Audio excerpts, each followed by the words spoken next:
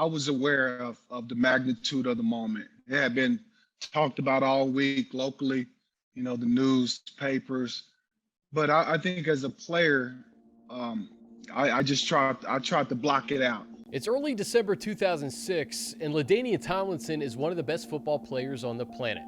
His Chargers are 10-2 and looking to grab the best record in pro football. Tomlinson himself entered this Week 14 matchup with a record of his own in sight. Sean Alexander's NFL record of 28 total touchdowns in a single season. I actually, to be honest, I didn't know if it would happen that day. I really didn't know because I knew Denver had a really good defense, and they knew what we knew, that we were going to try to get that record. You know what I mean? And so I tried to block it out in terms of they're going to play hard today. It's going to be a rough day, and I know that. So those were my expectations. But as the game evolved, I think it was clear that something was building. The future league MVP was correct, and whether he was ready or not, LaDainian Tomlinson was on the verge of running for history. In the 2000s, the letters LT were synonymous with touchdowns. As the premier running back of the decade, LaDainian Tomlinson frequently made defenders look foolish as he put up video game-like numbers year in and year out. He was the face of the Chargers, the heart of San Diego, and became a legend who transcended Southern California football. But in 2006, LT was on a different level, notching a record-breaking 31 total scores, over 2,300 all-purpose yards, and earning the NFL's Walter Payton Man of the Year award, and of course, league MVP. Over the course of the next 6 episodes, our series will show you exactly how Tomlinson got there. From his youth, watching his idols Walter Payton and Emmitt Smith play the position, to record-breaking performances at TCU, to his dominance in Southern California. Chargers fans have been witnesses to history and everything in between. But first, we have to go back to where it all began. For Haley Elwood, I'm Chris Hayrie. This is Running for History, presented by Lazy Dog. San Diego Chargers select LaDainian Tomlinson. Touchdown LT! LaDainian Tomlinson, one step closer to football immortality. And the handoff to Tomlinson, and he will gallop into the end zone. Charger fans are witnesses to history. Episode 1, built by Texas. Hey everybody, have you checked out the TV dinners over at Lazy Dog yet? They're great for those days where you just don't feel like cooking. They're made in-house, frozen in retro-style trays, and ready to pop in the oven whenever you need them. One of my favorites, the chicken pot pie. It's filled with slow-roasted, hand-shredded chicken breast, seasonal vegetables, and a pie dough crust. And now for the fall, they've got a new oven-roasted turkey dinner. I'm talking turkey, gravy, and all the trimmings. It's even got a salted caramel pumpkin cheesecake with graham cracker crumble for dessert. Get them at Lazy Dog for pickup or delivery, and you can check it out at lazydogrestaurants.com. Born in small-town Rosebud, Texas, LaDainian Tomlinson learned about hard work at a young age. As a child, your parents really set the pace and kind of the tempo of what it means to work and how you get things done and how to provide and just what responsibility is all about. Tomlinson's mother, Lorianne, sometimes worked 2 to 3 jobs to support her family. When he saw me, as well as the other 2 saw me working, that instilled in them that this is what adults do. I felt like I knew the value of hard work, and she would always say to me, hard work pays off. Now that Tomlinson had a model of what work ethic looks like, it was time to find an outlet worth being great at. To be honest with you, he was an amazing young man, even back then. He asked us, me and his dad, to buy him weights when he was 6 years old. I mean, the weights, and so I'm thinking, okay, where do you get that from? But it was always in the neighborhood, pitching footballs, playing baseball. He'd go find a game. I played everything as a kid. I first started with baseball. Baseball was the first sport I played because I think T-ball at that time started be like 5 years old when you play T-ball. So I started, playing T-ball first, and then I went into playing basketball at the Boys and Girls Club where I grew up. And obviously that led to me finally having a chance to play tackle football. But before that, I did play flag football for the Boys and Girls Club. That was kind of my introduction to football because I wasn't old enough to tackle.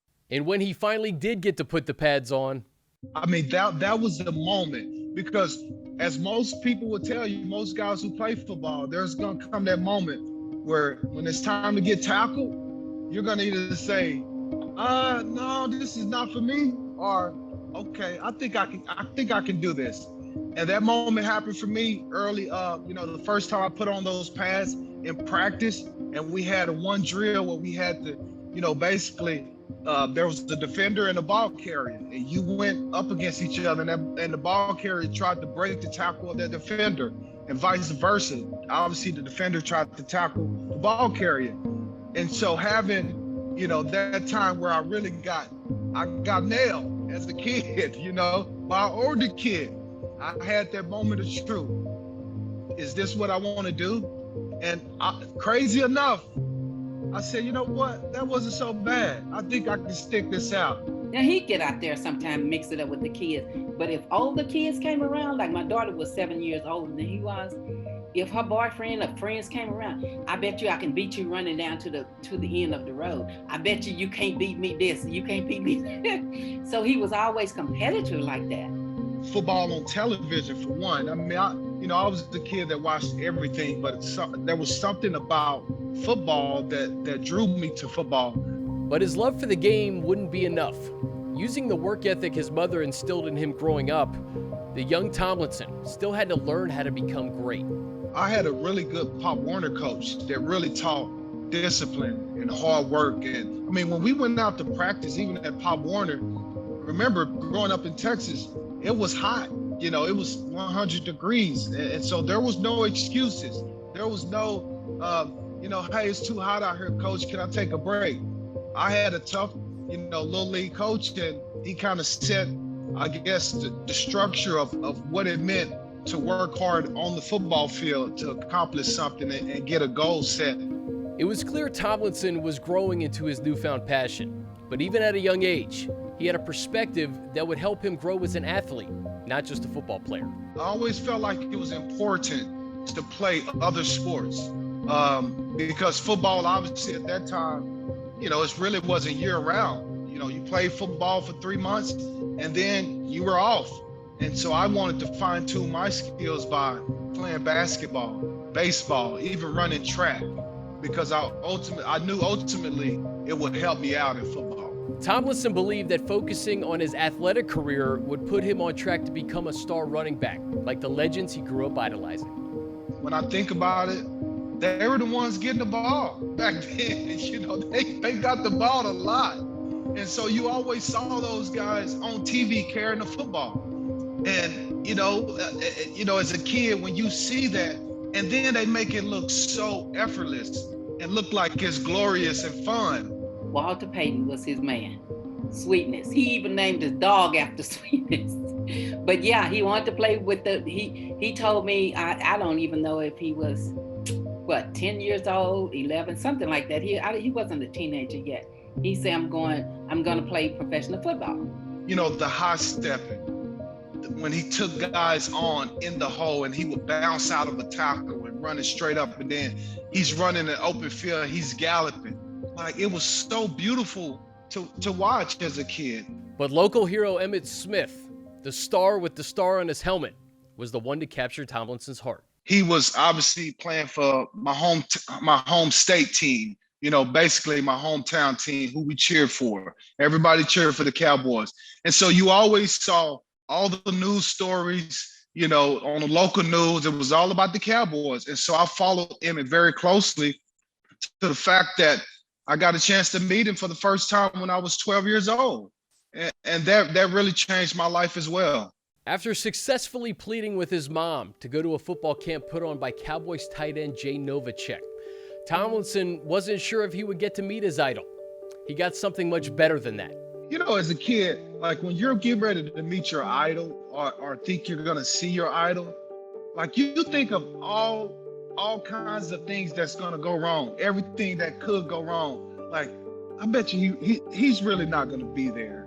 You know, like you think of everything in your head, and then when you get there, and I remember the first time actually laying eyes on him, you know, I was just starstruck in terms of it's really him. Like this is and remember, this is the first time as a kid that I got the chance to meet or see my idol, you know, in person. Like that was unheard of for most kids.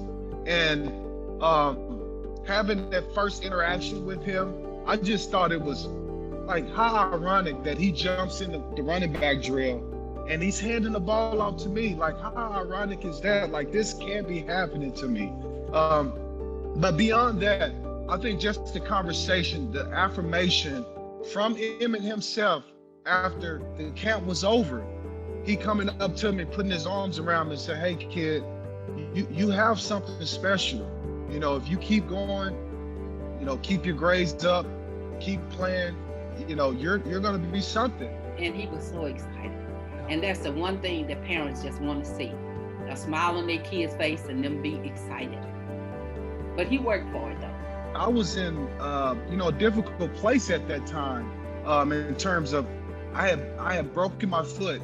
You know, I went from being like the best athlete on my team, you know, as a kid around 10, 11 years old, to breaking my foot, to being one of the worst, like sitting the bench at that time, where I didn't even really play. And so I had lost my confidence a lot.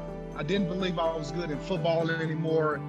And going to that camp and having that moment, it really boosted my confidence and really inspired me, I should say, inspired me to continue to work hard, to do everything that I can do possible to make it to college. I think that was the moment where I felt like, you know what, I'm gonna have a chance to do it because Emmitt himself said so.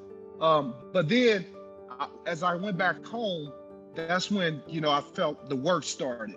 I learned some things at that camp that I was able to take back home and apply and really help me evolve into the player I will ultimately become. But things didn't go exactly how he planned. Tomlinson wasn't the only kid dreaming of being the next Emmitt Smith or Walter Payton. And by the time he reached high school, other kids were starting ahead of him at running back. Tomlinson had to find another way to get on the field, as his high school coach Leroy Coleman remembers. When LaDainian came to us, he started playing, you know, when he first got there. And we played him at outside linebacker and played him at fullback. And of course, at that time, both our backs carried the ball and he was sensational. You know, with linebacker, it's all about see ball, get ball, attacking, you know, and that's what they did with me on defense. You know, I would just run and get the ball and sometimes line up on the end of the line of scrimmage and go get the quarterback because I was fast and wasn't no tackle going to be able to get out there and get me. You know, he knew how to decipher different looks, different techniques, different styles. And I think that using that when he got on the other side of the ball, helped him to be able to approach those things a little bit better. I hung around a lot of defensive players. You know, that was kind of my best friends, linebackers, safeties. And the reason why I did that, because I wanted to get inside their mind. I wanted to know how they thought, because if I know how they thought, then I can beat them, you know? And so it was just kind of that psychological thing of getting to know how they think so that I can use that against them. And linebackers, they were always aggressive. You know, they want to go right away. They want to hit right away. And so as a runner, I can outsmart them a lot of times because they're so aggressive. And that's the times where I need to be somewhat passive and use my agility against their aggressiveness. Tomlinson understood the sacrifices needed to reach his goals, what he needed to do to achieve greatness. He was always one of the first one into the field house, one of the last one to leave. And he really had a lot of character about him because he showed with example. When he was on that field, he worked as hard as he could. Maybe even too hard, according to his high school coach. he put more pressure on himself than I think he needed to, because he really, really wanted to attain the goals that he had set out. And so a lot of times we would call him in and we would just talk to him and say, be patient. It's going to work out for you. I know you might not feel like it right now, but just be patient. Coach was right. By his senior year, the patience paid off, and Tomlinson had finally earned the starting running back position at University High. That is, until his mother announced she was moving to the Dallas-Fort Worth area for a new job. I seen on her face at that time when we had that conversation about moving to Dallas, how much it hurt her, that she was going to take me away from what she felt like was a great opportunity, obviously, for me going into my senior year. Tomlinson poured his heart out to his mother. He was always my easiest child, I'll say it like that. So all you can do is get behind what he believed in. And he believed in what he told us. And so we believed in him. Please trust me, that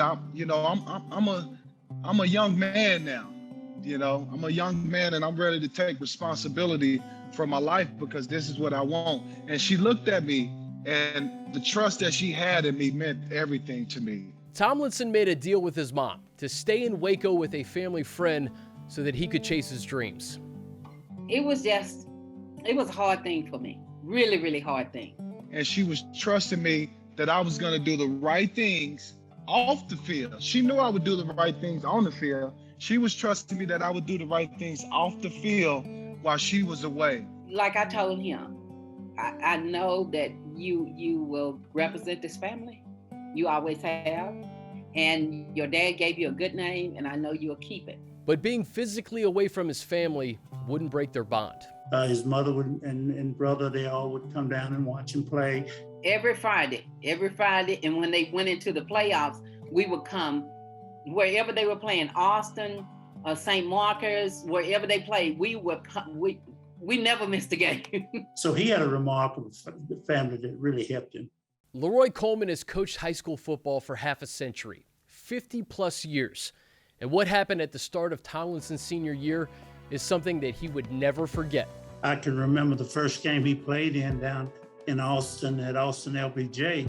He scored 6 times in that game. And so that was remarkable. That's right, 6 touchdowns in his first game as starting running back. Tomlinson had finally earned the top job he coveted, and he sure wasn't going to give it up. It was an incredible day.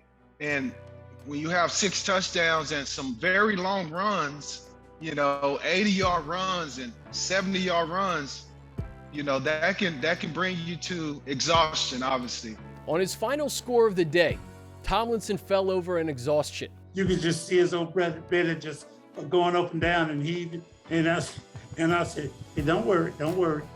We got some more for you.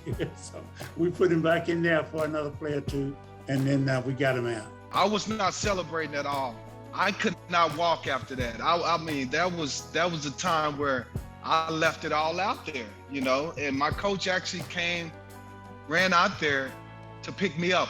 And I think you're right. He was running out there to try to stop. What are you doing? Stop celebrating. But he saw me laying down exhausted, and, he picked me up, carried me back to the sideline. It was really a great day. Great energy. Everybody was motivated. They were excited for him. In fact, I think they carried him off the field after the game was over. He was so exhausted. It wouldn't be the last time LT would be carried off the field either.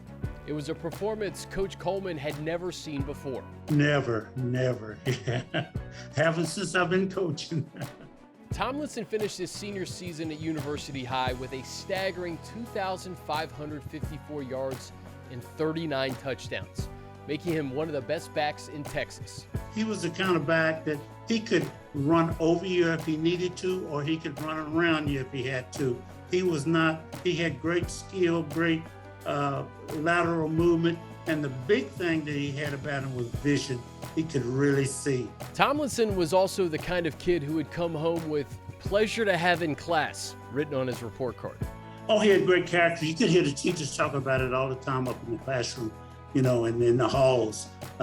His leadership was not only on the football field, but it was in the classroom because they didn't have any problems from him. And yet, with all of that going for him, top colleges in the state still didn't view Tomlinson as their next star running back.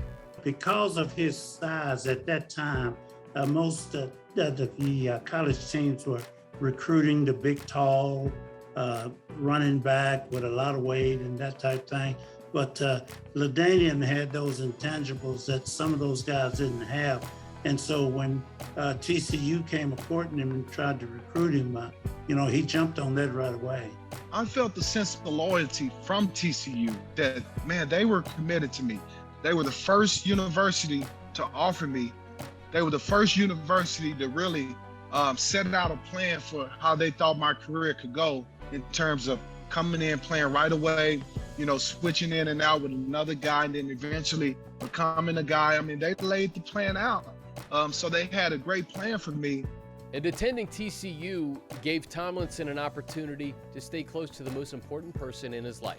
My mom was in the Metroplex, and it was important to me for my mom to see me play. I wanted her to have, access to being able to see me play every weekend if we played at home, if she could. And then the other thing was, being able to go home sometimes, being able to just go see her and being close to her if she needed something. I was there to be able to provide it. Hey everybody, have you checked out the TV dinners over at Lazy Dog yet? They're great for those days where you just don't feel like cooking.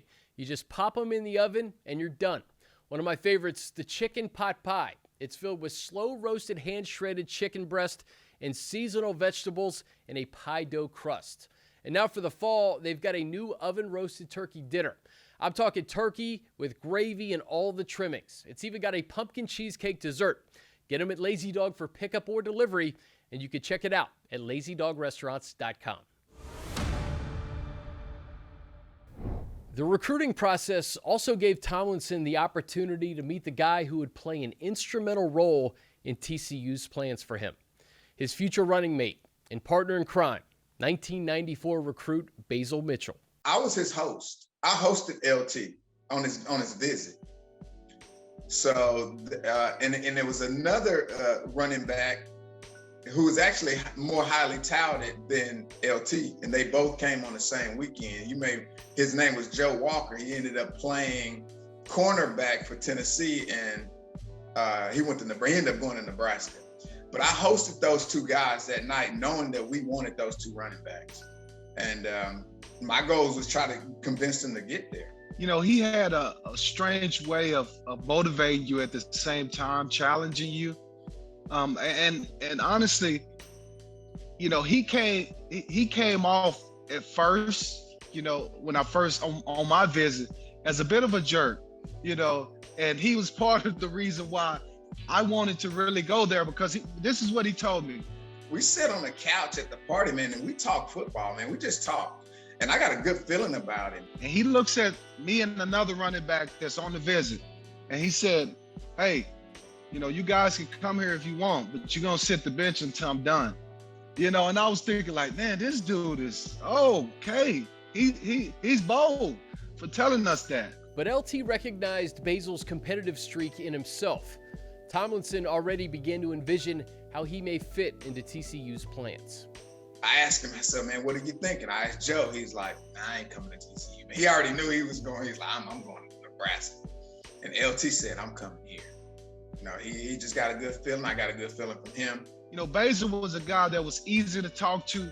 He really shared information with you. He wasn't a guy that was jealous, of your talent. He believed in his own talent. And that was just the beginning of a lifelong friendship.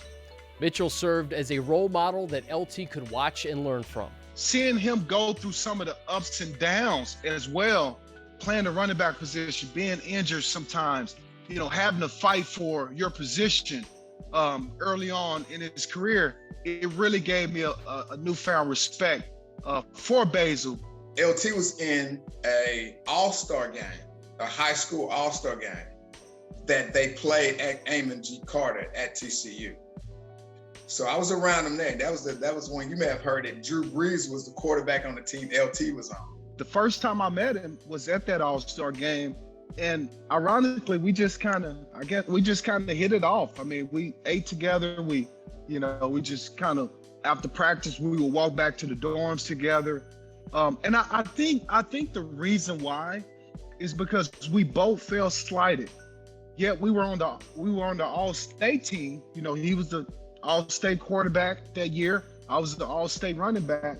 But yet no big Texas colleges offered us scholarships, not University of Texas, Texas A&M, you know, and so we felt slighted a little bit about, you know, how we were, I guess, dismissed during the, recruiting process.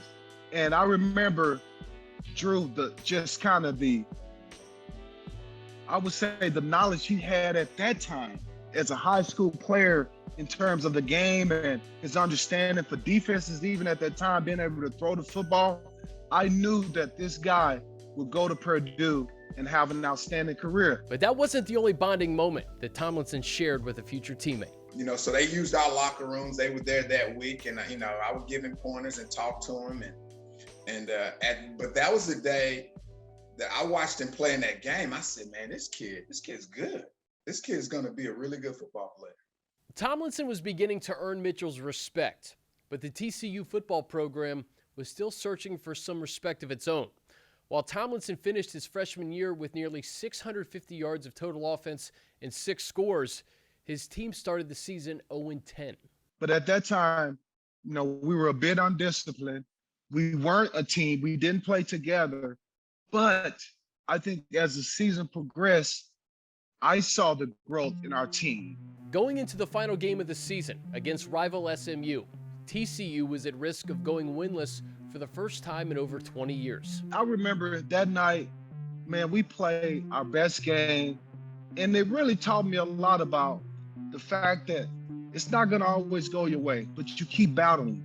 You keep believing no matter what. Coming from what he did in high school, and then he come to college thinking that he's going to change everything like overnight, it didn't happen, and I know his feelings was hurt. So the talk that we had was, you know, just keep your head up. You doing your job, and eventually it's going to happen. After a 1-10 season, head coach Pat Sullivan was replaced with former New Mexico head coach Dennis Francione.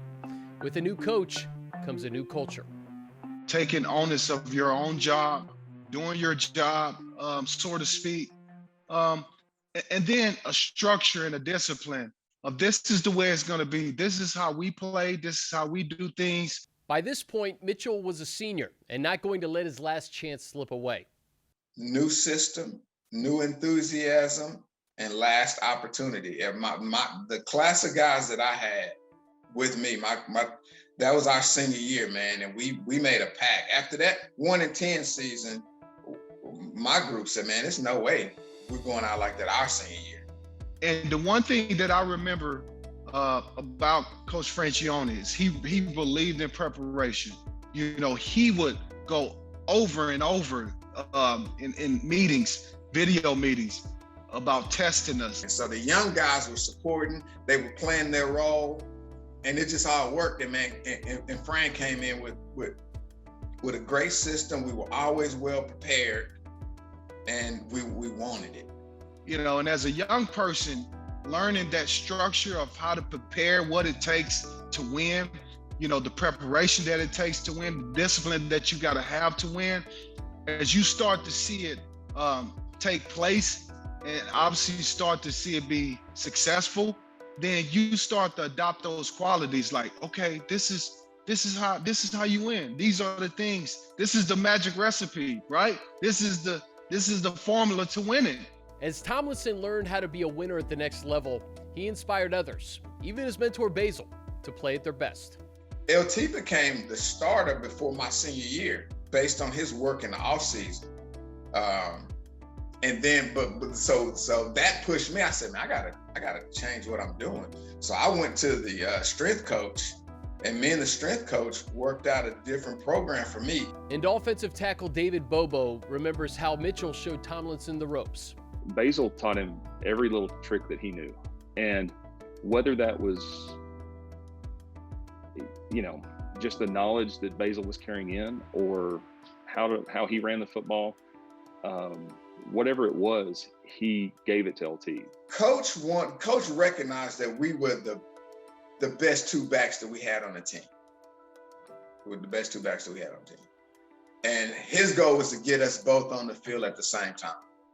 That was what Coach was trying to do.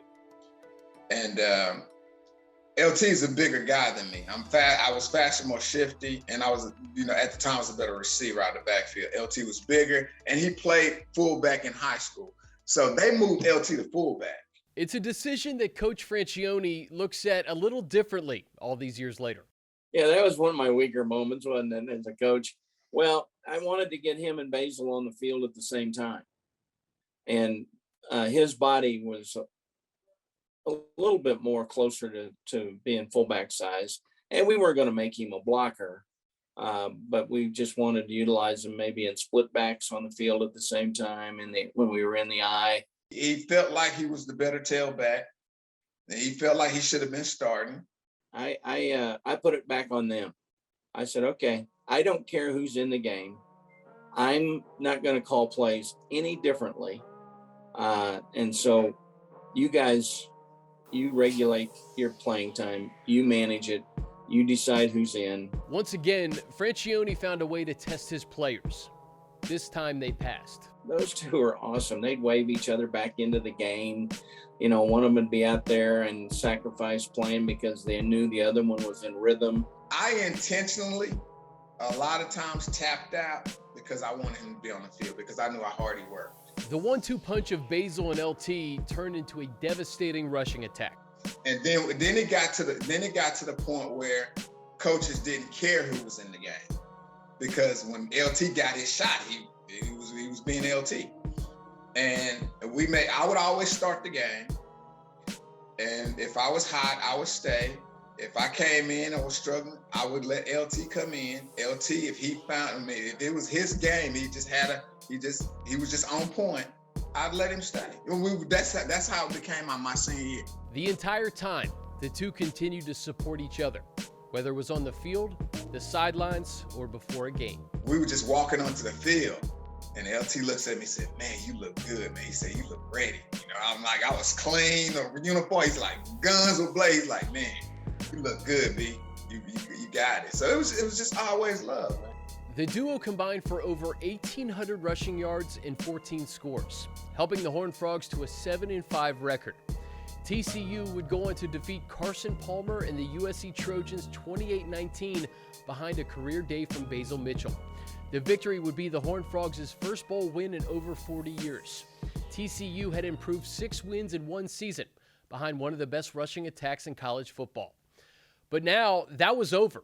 Basil Mitchell had graduated. He was on to the Green Bay Packers as an undrafted free agent.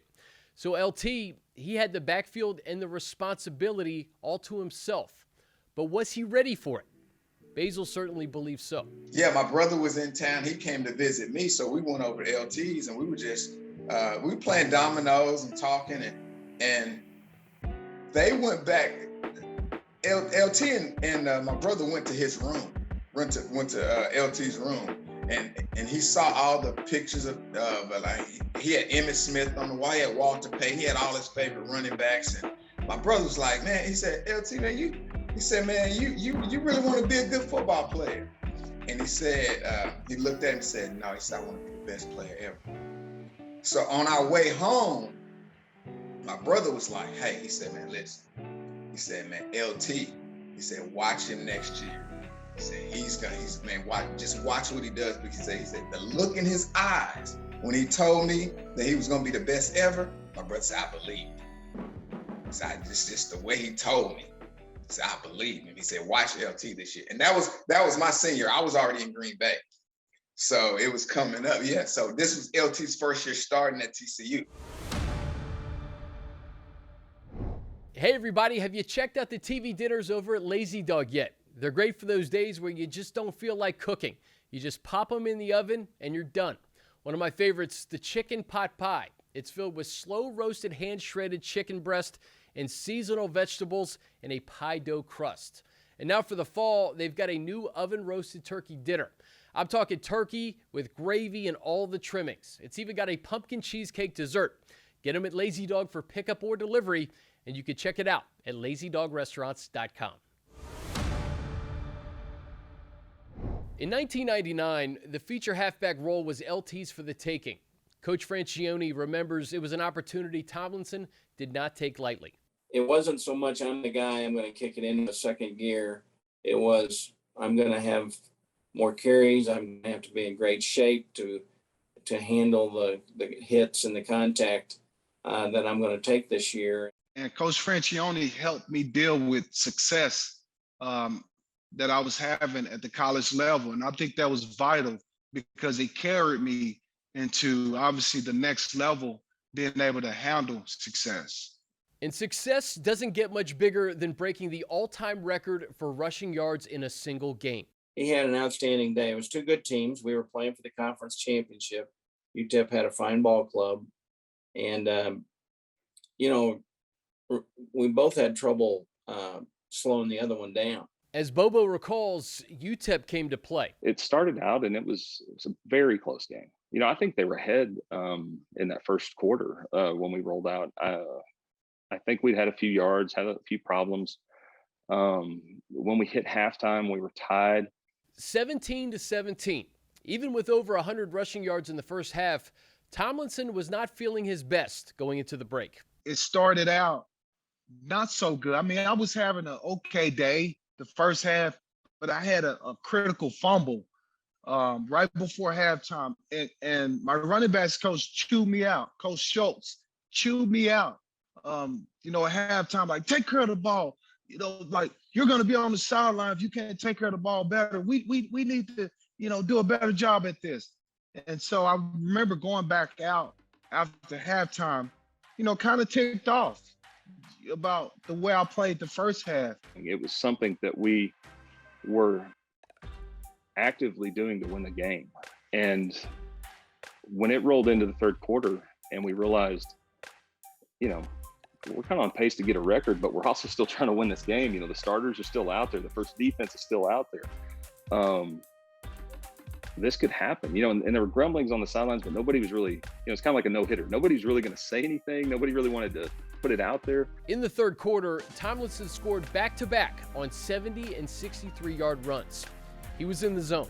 I felt like everybody on the defensive side of the ball were moving so slow, that day. Like, I was moving at a different speed, and the holes were huge, and I just felt unstoppable.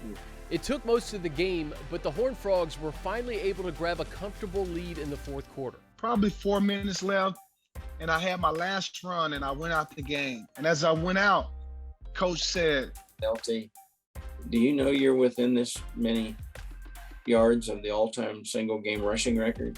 He said, go back in there.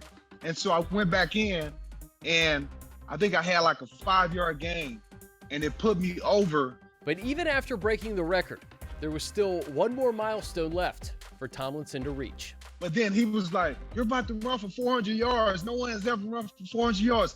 I'm going to give you another carry. And so I got another carry, went over 400 yards, and ended with 406. So it was a great day. It was a day that put Tomlinson and TCU on the map.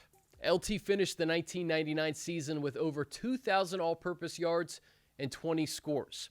A performance strong enough that the following year, Texas Christian University decided to make their star running back the face of the school and campaign for a Heisman Trophy. At the time, we were not a Power 5 program. So in order to get LT to New York, we knew that we had to really work at this. We knew that he would deserve to be there, but that we would have to dot the I's and cross the T's and do the right marketing campaign, do the right things with him personally around town, with the media.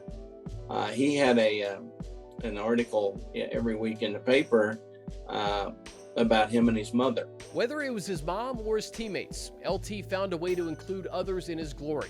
Tackle David Bobo remembers just how much the community embraced the campaign. And seeing the bumper stickers, and they sent out these little bitty CDs to the media and fans, LT for Heisman, like a little DVD that people had.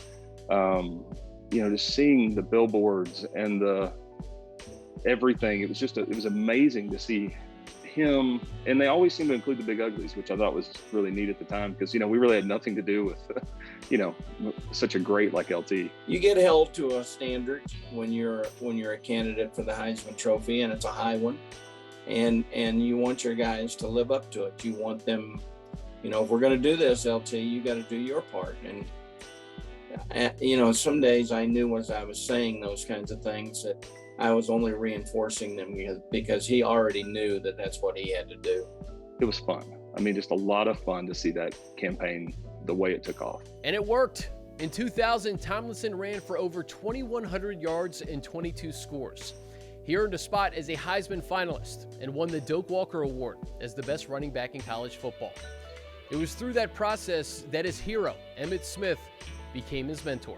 You know, it was now like a big brother who's proud of his little brother, and now it's about sharing advice on this next level, on how to be a professional, you know. And that was when Emmitt, you know, gave me his number and gave me so much valuable advice on how to be a professional, how to take care of my body, my money, you know, all the things that I needed to do to be successful at that next level. LT knew that Emmitt Smith had the keys to becoming a great. So, of course, he soaked in every single word. You know, this is a superstar NFL player, and I'm just now entering the league. So I found myself a lot of times thinking like, man, I don't want to call him, man, and bother him as much, you know. But he would always tell me, man, you're not bothering me. You know, I appreciate when you call me and I can share knowledge with you. And that was the great thing about Emmitt, because he really enjoyed sharing the knowledge with me. Just like Smith had left an impact on Tomlinson's life, LT left his mark on TCU, and especially his old coach. Well, you can summarize him in one word, and that would be class. He was a class young man in every area. He took care of business. I never had any trouble, never had any problems. His academics were never a worry.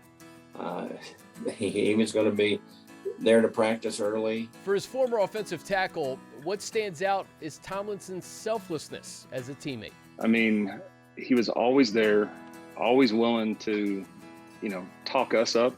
And how often is your best player willing to put you in front of himself? You know, he was always willing to put us in the media. And as an offensive lineman, you're normally the guy in the back nobody talks to, nobody wants to see. And LaDainian always put us up front. And for his running mate, it's the unbreakable bond they forged during their time together. Man, now that's my brother, man. That's a brother. You know, that's family. He elevated everybody. He made you coach better. He made you your teammates want to play harder. You could just see that everybody had a love for him, man. It was, you know, it's like you just got, you know, you just feel like, man, he's 100. He's a 100 guy with you. And once LT had left school, it was clear TCU football mattered once again. The town started to build. You could tell the fan base started to come back. The town started to come back. Not that they'd ever given up on us, they just weren't filling the stands. And then by that next year, with LT's Heisman campaign, with everything around him, it started to bring the city back to TCU. And it was fun. I mean, really fun that kind of his success laid the groundwork for who we are today. One more thing of note happened to LT during the twilight of his college career. Being a Heisman candidate put Tomlinson in the same room as other top college players and NFL prospects, including a talented 6-foot quarterback out of Purdue. We're up for the same award. Like we're at the college football awards show, and here's Drew. And again, we talk and converse and talk about old times in high school. And the one thing we said was, man, how crazy is this? You know, both of us wasn't heavily recruited in Texas, and now we're one of the top guys in the country in college. And then the next conversation was, man, wouldn't it be great to play together at the next level? You know, and ironically, that ended up happening. This has been an LA Chargers production. Next up on Running for History, we take a deep dive into the 2001 NFL Draft and explore just how LaDainian Tomlinson landed with the Chargers. You can play on the NFL level, that you're going to be a great player. Now they need to see how fast you are. And he said, I can't guarantee this either, but I think he could be something special for the Chargers for the future. And we talked a little bit more, and I said, look, if you really feel that's the right thing to do, let's do it. I'm like, what? I said, why would they do that? Like, man, you're crazy. He said, I'm telling you, we've been on the phone all day. My agent told me, we can't get a deal done.